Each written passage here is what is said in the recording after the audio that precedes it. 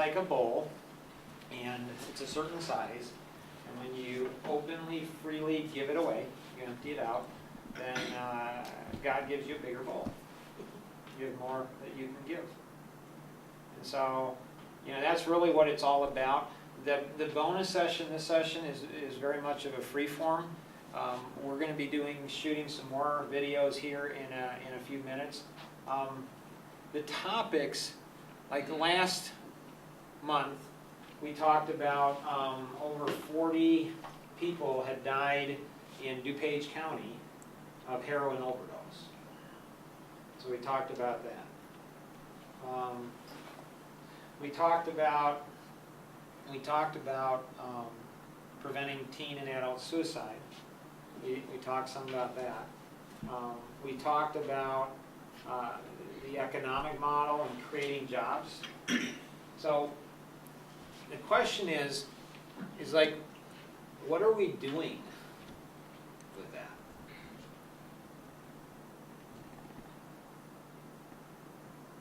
So it's pretty easy to move. I love Kevin. You can tell Kevin's done this before, right? I mean, he went to move from one emotion to another emotion to another emotion, then he moved all the way back. He reminds me a lot of Tom Coons, who's able to do that too. And so Tom Easter Seals like to put him up in front of people because he could get emotional just like that. It's not that hard. You just got to be open with your emotions and saying, hey, I'm okay with being emotional. And that's very, very powerful. Yeah. And so what you find when you speak, it is pretty easy to move a group of people emotionally. That's not hard. That's really easy to do. I don't know if you found it, but I found it to be very easy to move people emotionally. What's hard to do is to move people to take action. That's what's hard. And so, how do you do that? Yeah? We gotta find their goal, their needs first. Otherwise, it's hard to push someone to do something without their needs. So how did you, do you have speaking experience? In my business, I do training too. Okay. And actually, I learned from this business. From beginning, before I stand on the front, and I learned my English from my business. My personal growth, I couldn't imagine it.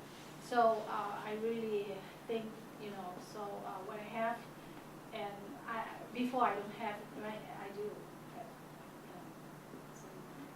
have, You have a lot to share, and you're very good in front. And most people don't have the courage, especially new to a group. Oh, thank you. Yeah, and so your presence is very powerful, and so learning to leverage that. Dave Libby, who was here last month, and he shared. He walked away, and he said the number one takeaway he had, is how diverse ethnically the group was. And so that says a lot, is when you're attracting individuals from all ethnic, all age groups, all different demographic groups, that says a lot. The thing that's the most important, Peter and I were talking, is you got to get your database as box one. You got to get your database, you got to get box one, that database, and you have to have a mechanism upon which you can communicate quickly, frequently, and in a high impact way to be able to do that. And when we all of us, get our databases, okay, when we all get our databases in alignment, when we see a message that comes out of nowhere, like the one for Kevin, and that's like, oh, that's pretty good. I mean, finding somebody's light vision, discovering that light vision. Okay, so how do we get that out to everybody? Well, if we don't have a database, there's no way we're going to go ahead and take that video and get it out. It's too much work. So if you don't have a database, get that database. Once we have a database, then it's a matter of taking that database and developing and delivering a message on a consistent basis that's going to impact the people that we're around. And when we hang around people like Kevin that are able to articulate and communicate, people will then think more of us. And if we have an EVA, it's literally 10 seconds. So I could get that message out to over 100,000 people like that, second.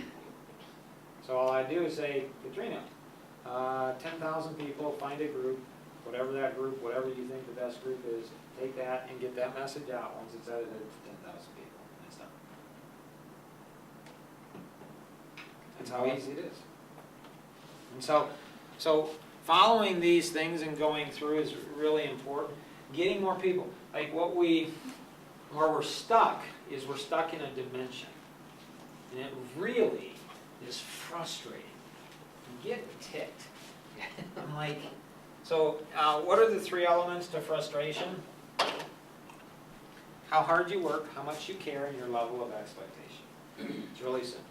Most people, when they get frustrated, what they do is they avoid the frustration. Better is to embrace the frustration. So what you do is you go through and you embrace it, and you want to work harder, you want to care more, and you want to have a higher level of expectation. And that's counterintuitive. That takes a tremendous amount of discipline. So you embrace the pain rather than avoiding it. Anybody have any idea maybe where I'm really, really frustrated? Yeah. Yeah, with my husband, yes.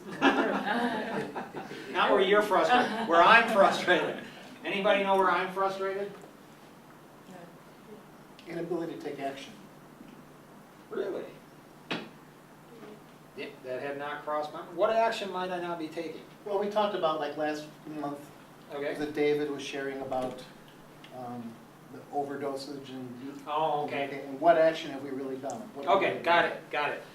Yeah, I'm not frustrated with that because I understand capacity, and so bandwidth-wise, once we get to 40, this room supposedly can fit 70 people. Once we get to 60, then the group will divide. There'll be 20 to 30 people that will go ahead and split off. And so are you more, focused in on veterans? Are you more passionate about that? Or, or are you more focused in on stopping, drug overdoses? And some will go with one and some will go with another, which is fine. And so I'm not frustrated because that's progressional. Good. But there is a little hint in what I shared where my frustration lies. There's less people here than there were last time. Not much, it's 19. But the fact is that if we look at the last, this is the 5th time, there should be that number now if somehow we were able to do a better job of bringing people back in that had actually attended. Yeah, we should be running 40, 50, 60 people. And man, I am not a happy camper. Yes. I think if everybody has social media, that is a really good way to spread the words out, and to put on the Facebook or all the social. I'm learning right now. Yeah, Actually. no, it's good stuff. Anybody know why I'm probably more frustrated than anybody else about that? You have higher expectations. Okay, so that's the third one. You care. Probably care more, that's the second one. And you work really hard at it. Work really, really hard. Yes. I mean, the amount of time and money that I'm pouring into this thing is just massive. I mean, it is massive. And so I don't want to take a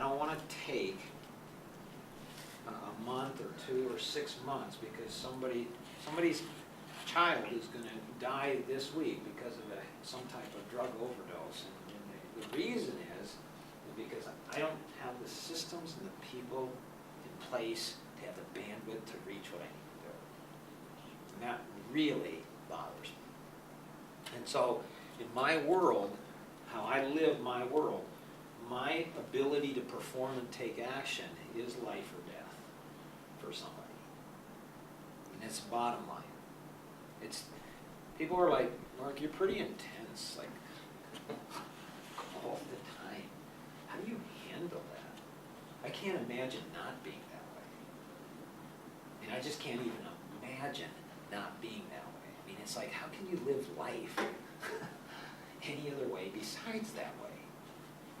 And so I've got a white paper, Changing My City, It's going to the Chicago Tribune. Dee's gonna be involved in that. As a matter of fact, all of you guys are gonna be, anybody who wants to be involved in that. And so I believe the Chicago Tribune is gonna go ahead and start to promote this group. So I figured out in my, I had my journals out, I had my made to stick out, I had things out, and I'm like, I've got the solution now to go ahead and take the group from 20 to 40, which is the next dimension principle. And so when you look at dimensions, so you get 20, and then 40, and then 80, you get 20, 40, and 80, you're going into the next dimension. So I now know how to take it to 40, and I now know how to take it to 80. I figured it out. Interesting, isn't it? Yeah. Cool. Anybody have any questions? How did you figure it out? Hard work, frustration, caring, and expectation. And so if the pain gets high enough, strong enough, big enough, you figure it out. And then you go ahead and scan. You scan all the different possible resources, and you look at, okay, who can benefit the most, and who can benefit the most. So it's like a puzzle. So it's like a puzzle where all you're doing is rearranging the pieces. So Tom Coons, when he said that he didn't believe that God would ever give somebody the vision, the passion to do something that they didn't have the capability of doing, I'm like, really? Wow, I got a lot of passions. I got a lot of things. So now it's just a matter of all the energies, like, okay, well, if I think I can get to 40 or 80, if I think I can get there, I can get there. And I can get there with all the resources I have. I just need to reorganize the resource. I need to look at the resources in a different way.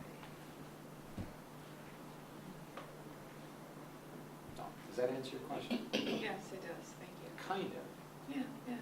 Sort The of. next question would be, how are you going to do that? But we can go on and on and on, so. Well, that's a really good question.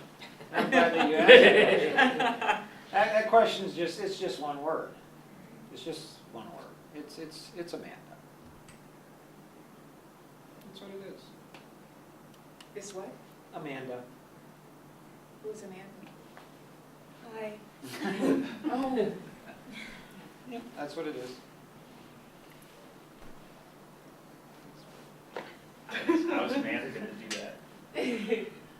Well, she's got, she's got the need, she's got the experience, she's got the story, she's got the group, the network. She's been really disciplined. She's a good steward of the 5 T's, so she's been a good steward of time, talents, treasure, trust, and truth. And so because she's been a good steward of all of those things, and she was here today, it's like, oh, that's just how it's going to be. So she's going to go ahead and call, and she's going to plug in, and there's 4 or 5 ways that her company can make money by doubling and then doubling again. So I've got 4 or 5 ways that her company can make money by taking this. And so if she takes it from 20 to 40 to 80, she's going to go ahead and she's going to make money. Her company will. And so one of those ways is Bruce will make money. So she'll make money, and then Bruce will make money. Another way is she'll generate, things for life mastery, so there'll be revenue coming in, so she can make money on that. Synergy, she'll be out there looking for opportunities for synergy. And then each one of the groups, and so there's opportunities. So she's going to just help a lot of people make a lot of money, and then she makes that. She just has to connect with each of you, and that's going to be her central focus. That's how she's going to build her business, how she's going to put her base in. And she got it too. In an email or something, she said, well, if I come here, then there's going to be people that may need. So she gets it. She's like putting the pieces. She's starting to think like an entrepreneur, where her brain is like, if I do this and this. With my up and outs. Yeah, Yeah, because I was like, well, do I just send this to you and Teresa and my dad, or should I send it to everybody in the group? You know, and then I put like a dot, dot, dot. I'm like, I'm gonna send it to everyone in the group because they'll see me progressing, they'll see Right. me learning, they'll see how good I'm getting, right. and then they'll want to utilize my abilities. That's how Ginger Ann and Teresa both built their business, by participating in the groups, because people see, whoa, I want to go ahead and be able to do that. And so those pieces all interconnect together. And so because it's her sole focus, all of us have a lot of other areas of focus. I wish it was my sole focus. Get me out of the Well, hardware store. it's not the soul, but it's the predominant focus that gets you where you want to go. That is the fastest way to get where you want to go. And we're all going to be really, we're going to all be really participative, right? I mean, we're going to say, yes, we're going to come back, okay? And then, because it helps her and she's making the effort, and we're going to probably invite somebody. And I've also found that, that people tend to respond better to women than they do men. And so, they'll do more for women.